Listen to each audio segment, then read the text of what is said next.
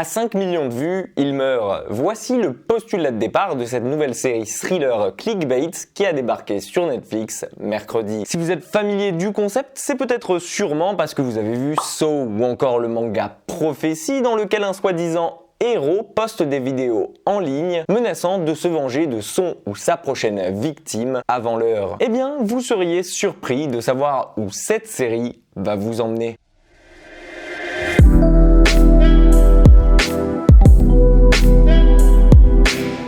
Clickbait, c'est donc la toute nouvelle mini-série Netflix dont tout le monde parle. À tel point même que j'ai dû commencer hier pour la finir aujourd'hui, tellement que j'avais envie de savoir ce qui se cachait derrière cet engouement. Et vous allez voir que j'ai été plus que surpris. Dans Clickbait, vous allez suivre Nick Brewer, un homme marié qui a 2 enfants et qui semble vivre une vie des plus paisibles, loin de toute agitation extérieure. Seulement voilà, tout va basculer le jour où elle va être enlevée et se faire accuser de meurtre dans une vidéo postée en ligne avec pour seul titre « À 5 millions de vues, je meurs ». Bien entendu, toute l'intrigue autour de la série va s'articuler autour de cette disparition et de l'enquête qui est mise en place pour le retrouver. Que ce soit aussi bien des moyens légaux comme l'utilisation de la police et la mise en place d'une véritable enquête, mais aussi bien par des moyens un peu plus border comme l'utilisation d'internet, des réseaux sociaux ou même encore des tabloïds. Car oui, en soi, même si on est présumé innocent jusqu'à preuve du contraire, dans le cas de Nick Brewer, il va rapidement susciter diverses réactions avec d'un côté sa famille et ses amis qui souhaitent le retrouver en vie et en bonne santé et de l'autre ceux qui derrière leur écran n'hésitent pas à demander son lynchage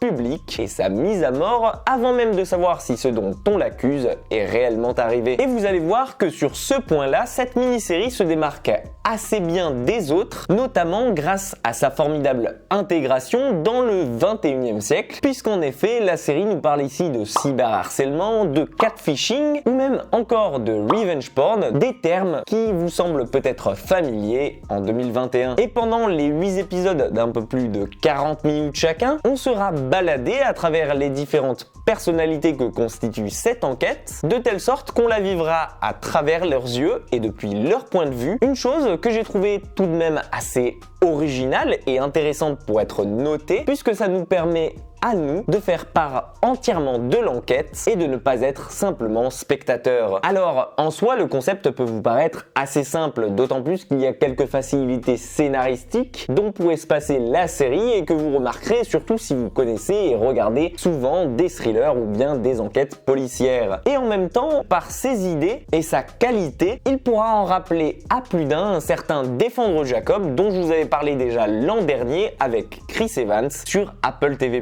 Et cette année, je peux vous assurer que vous serez autant surpris et happé par cette création. Et d'autant plus par tous les rebondissements qu'elle engendre. Car à chaque fois que l'on semble s'approcher un peu plus de la vérité, en réalité, on nous en l'éloigne et il faudra vraiment attendre la toute fin pour comprendre ce qui se cache derrière tout ça. De plus, vu que la série n'est pas rushée et une fois n'est pas coutume comporte 8 épisodes d'un peu plus de 40 minutes, elle nous permet réellement de développer les personnages et de nous faire nous attacher à eux ou bien les détester. Une chose que l'on doit en partie aux scénaristes de cette série qui ont déjà travaillé l'an dernier sur le film Relique, mais aussi au choix des acteurs qui nous permettent réellement de nous y projeter et d'y croire. Et parmi eux, vous pourrez retrouver notamment Betty Gabriel, que vous connaissez sûrement grâce à son rôle dans The Purge, Westworld, ou bien encore Get Out, ou même encore le très méconnu mais pourtant très bon ici Phoenix Wright, qui incarne le policier en charge de l'enquête. En bref, Clickbait est un